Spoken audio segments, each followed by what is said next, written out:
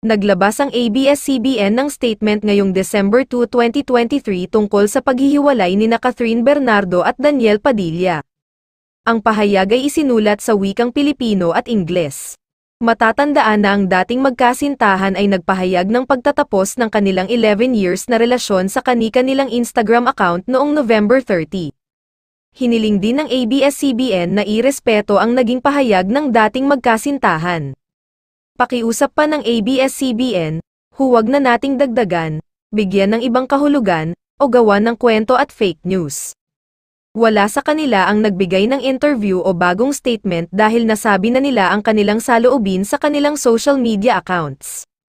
Makatutulong din umano kina Catherine at Daniel kung igagalang ang naging desisyon ng mga ito sa kanilang pag-move on mula sa breakup.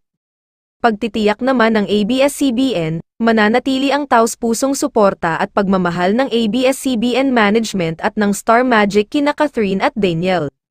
Kahit nga inilagay na nga ni Catherine Bernardo sa kanyang post na, "I won't be entertaining questions regarding this anymore," na ang tinutukoy niya ay ang hiwalayan nila ni Daniel Padilla, may mga nangungulit pa pala na makakuha ng exclusive interview sa kapamilya actress. Pati sa mga taong malalapit kay Catherine, lalo na sa nanay niyang si Mommy Min Bernardo, may mga nagtatanong pala kung may sasabihin pa ito. Ayon sa ilang fans ay mukhang wala ng pasabog na detalye na ilalabas pa si Catherine, tipo naman talaga ni Catherine, may clash siya at malayong magpupuputak kaugnay ng mga isyong pinalalabas ng iba na tunay raw na dahilan ng hiwalayan nila ni Daniel. Ang hiling din ng karamihan sa Katniel fans na sana patahimikin na rin sina Catherine, Daniel at baka magkaroon pa ng chance na magkabalikan ang dalawa.